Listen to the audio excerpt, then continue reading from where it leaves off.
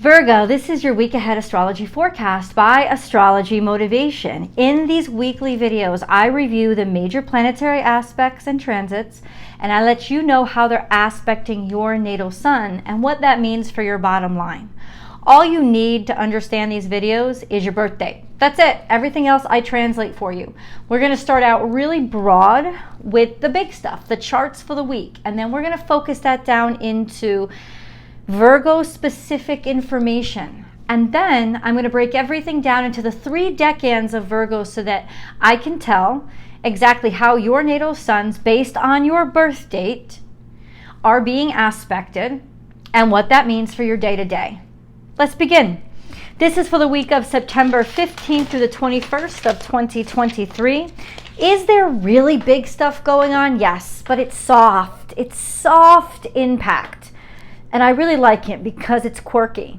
Let me explain. We have a grand Earth trine all week long between the Sun, which represents the self, Pluto, which represents metamorphosis, extremes, and extreme metamorphic change. Change you don't come back from. Change that changes everything. And then Uranus, which represents innovation. That's what it represents. So innovation that creates extreme, dynamic, permanent change of the self. All with the Sun in opposition to Neptune, which is transformative in itself because it's delusional. It's completely imaginary. What have we imagined ourselves to be? How have we become so distracted that we have lost sight of our full potential? And how have we limited ourselves by delusions of limitations? See, this grand trine is in Earth. It's in the sign of Earth. You have Pluto in Capricorn, Uranus in Taurus, and you have the Sun in Virgo. And this was all kicked off by the new moon in Virgo just yesterday. At 21 degrees Virgo, the Sun is now at 22 degrees Virgo. It will travel to 28 degrees Virgo by the 21st, which is the end of this week. 2 days later, it will be going into Libra. So this trine, this grand trine, actually intensifies as the Sun gets more perfectly in balance with both Pluto and Uranus. And it's in Earth, and Earth is the most reality-based of all the elements. It is 3 dimensions, it is 5 senses, it is steadfast and permanent and measurable and immovable. So a grand trine with such dynamic energies starts to ease up everything that we have considered reality, and maybe it is reality itself that was the delusion. What have you accepted about yourself that is actually not true? You just didn't take time to think, why do I believe this? Because it's always been so? That doesn't make it real. It just means you've accepted it as real. So now it's not about questioning your reality. It's about questioning your limitations and understanding the true breadth of your possibilities. We have Mercury going direct on the 15th. So today, Mercury goes direct. But my friends, because Mercury is your ruling dignitary, do not get so excited, because Mercury, when it goes direct, is in opposition to Saturn, which means it's going to be really hard for the next couple of days. Mercury's shadow periods are always the biggest whiplash. They are more intense than the retrograde itself. And the fact that Mercury is opposite Saturn, we're going to have the biggest backlash ever. So even if somehow you've scathed or skated by this Mercury retrograde, get ready for the whiplash, because that opposition to Saturn is going to make everything as difficult as it possibly can be. Next 2 days, and then Mercury sort of gets liberated when it goes into 9 degrees Virgo, and it's just too far away to have a real strong opposition to Saturn anymore.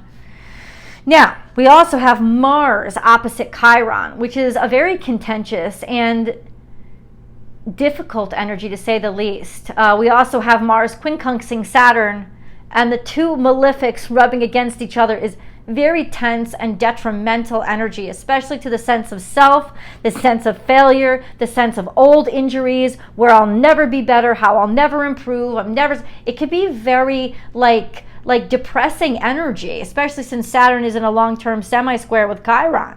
Discouraging. And that's something that we'll all have to contend with for the next 2 weeks, because Mars will take that long to move out of this opposition to Chiron. But what does that teach us? Maybe these limitations are really just something that we learned from childhood. And as the moon conjuncts Mars on the 19th, that's going to be something that we might have actually some insights into. So anything that comes up on the 19th, write it down, because it's important for liberating you in order to confront it. Now, Venus is definitely helping us out this week, and she is just Little Miss Optimism, and I love it. She's actually going direct now, and she'll start to review or go back into different kinds of aspects that she was forming while she was in retrograde. For example, by the end of this week, she will be once again square to Uranus. All this week, she is going to be she's going to be sextile to Mars, which is sexy. It's sexy energy. And then she's going to be square to Jupiter, which is decadent, indulgent, joie de vivre, live it up, eat too much, drink too much, party and be happy. It's very Dionysian energy. But then she also has a trine to Chiron, which makes that Dionysian energy less about indulgence and more about celebration, of coming through really rough times and having to learning to appreciate and value things in ways that are much more healthy and connected to your truth as opposed to whatever else there is. So Venus is in a really good spot, and I like this. This could mean healing the way we love ourselves, the way we look, the way we think about or feel about how we look, as well as healing financial issues that we might have had. That's going to start taking momentum back. And by the end of the week, when she squares to Uranus, she's not going to be content with the normal anymore. She's going to broaden and expand, want her independence, and be ready to take risks and go outside of the box in terms of seeing value where maybe she normally wouldn't see it. We are breaking molds right now, and even though it's soft and silent, it is powerful. So let's go into your Virgo specific information. I look at two things. I look at your ruling dignitary, which is Mercury. And then I also look at what's going on in Virgo, actual, the zodiac sign, what's happening. So in Virgo right now, we have Mercury that is, like I said, we'll talk about Mercury specifically, going direct today. It's moving between 8 and 10 degrees. Now, that means that Mercury is going to gain some momentum. That's great. Mercury usually moves like 10 degrees a week, and it's only moving 2. So it's definitely still trying to get its legs on. It's still in its shadow period. So is Venus, actually. So even though 2 of those inner planets that we interact with all the time are now coming out of retrograde, they still take some time to get their momentum back. And then we have the sun moving between 22 degrees and 28 degrees Virgo. So the sun is absolutely conjuncting, and happy birthday to Virgo 3s. It's your birthday, and the sun will be conjuncting your natal sun. This is your solar return. That is your birthday. And then it will slip into Libra. So what's happening with Mercury? So Mercury is in Virgo between 8 and 10 degrees. It goes direct on the 15th, and it is in opposition to Saturn when it goes direct, and it's in opposition to Saturn to the 17th. What does it really mean for Mercury to be in opposition to Saturn? Repressed speech, repressed thought, thinking too hard, being too hard on yourselves, including having sort of self-derogatory or dismissive thoughts, or especially coming out of Mercury retrograde, too many standards, too many obligations, too many contracts, too many this, too many that, and it's all a bunch of bureaucratic bullshit that's stopping up the works. Not the greatest time. This whole week, definitely, into next week, not the greatest time to sign important paperwork, to take a job, to sign a marriage contract. I would not get married during a Mercury retrograde. Communication errors. Like this is just not the greatest time. What this is a great time for is learning and review. What have I been through? What have I learned? And objectively, how have I grown? This is a great time to do those things. It's a great time to journal. It's a great time to look inward and talk to yourself and really start to listen to what you're trying to say to you. We so often squish that little voice inside of us. And Virgo, you're so cranial. And you always pay attention to that big voice when that little voice is actually so much more powerful and so much more correct all the time. So Mercury retrogrades are a great opportunity for you to listen to the inner voice instead of all the external crap. So let's go into the 3 decans of Virgo. A decan is a group of 10 degrees. If you guys have been watching me for a while, you know that. It's not a real thing up in the sky. It's just a grouping that astrologers make to help make it easier for us to understand how different natal suns are being impacted. Now, the 10 degree range we choose because it's really the 10 degrees that make or break an aspect, whether or not an aspect, which is the relationship formed by an angle between 2 planets. So it's within 10 degrees whether or not that aspect is even being formed, or if it's starting to inch closer to being another aspect entirely. So it's got like a 10-degree range. So that's why we divide things into those 10 degrees, because within that range, you'll know that grouping of natal suns will be affected or impacted in the same way. So if you know that your natal sun, because you have your natal chart, is between 0 and 9 degrees Virgo, it's in the first decan of Virgo, and you guys are Virgo 1s. This correlates to birthdays between, basically August Virgos. It's almost like August 22nd to August 31st. That's an estimate with the birthdays, but it's around there. Your natal suns are conjunct to Mercury. Then now they've been in opposition to Saturn. And that's going to stay all year long, especially for those of you who are born at the very beginning, like the Leo cusp of Virgo season. So that would be like August 21st, 22nd, 23rd. That would be you guys.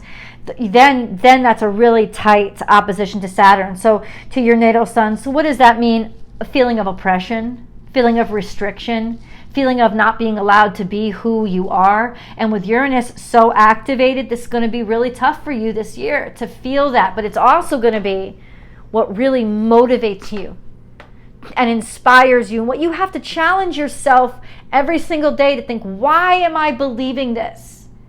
And do all these rules, laws, and regulations deserve the respect I'm giving them? That's all year long. Could translate into tension at work or tension with work or contracts or obligations.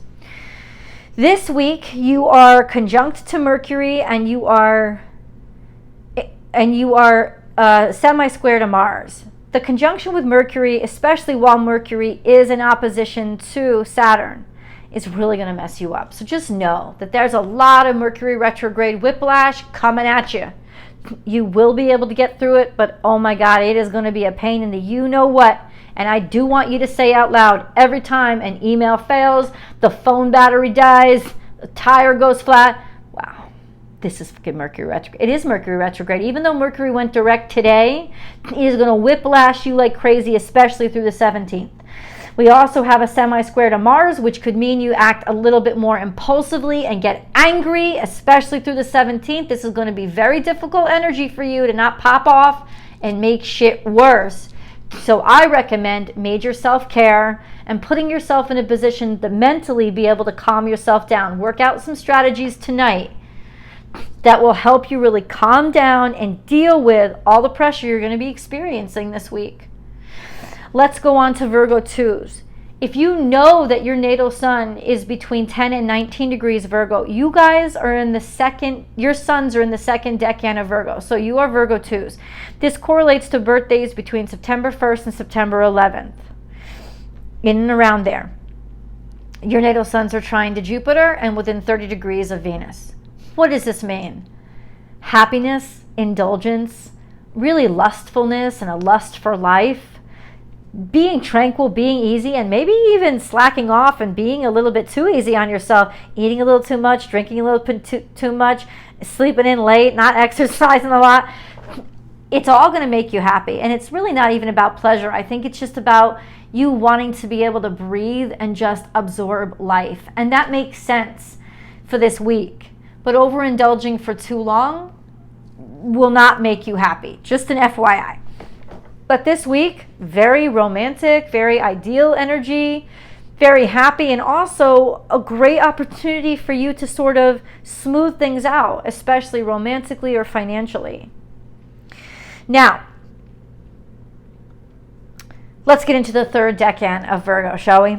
If you know that your natal suns are between 20 and 29 degrees Virgo, you guys are Virgo 3s. This correlates to birthdays between, like it follows, September 12th through the 22nd, or in and around there. You guys are like at ground zero. You're trying to Uranus and trying to Pluto. Your natal suns were the ones that were conjunct the new moon, and they are still conjunct the sun all week long, while the sun also in your natal suns are in opposition to Neptune. But the fact that the sun is there, the current sun is there, is going to make this more voluminous, bigger, but also more evident and more easy to see. It is going to be defined by the light, so it's not going to be confused and murky. And I love the fact that even this Neptunian energy is going to get extra light shining on it. Now, the light might shine in your eyes, but with Neptune, if you internalize it and you use your psychic abilities, you will see very, very clearly everything that you need to understand, especially about who you are. This is a dynamic change, a week where you will realize things about yourself that you actually like, that you're starting to ease into, especially when it comes to change and metamorphosis and being ingenuitive and accepting your individuality and wanting to be unique and not to be standardized. This is really tremendously liberating energy. I would stereotype it as very un-Virgo, but you're so much more than your sun sign. So let yourself explore all those beautiful facets of yourself. Virgo, I love you guys. Thank you so much, and I hope you enjoyed this video. If you know somebody else who would like it, please share it with them. Like this video before you log off, and then subscribe to the channel if you haven't, and then come on over to Born Without Boundaries Tarot for your week ahead tarot card reading. I love you guys. See you in the videos.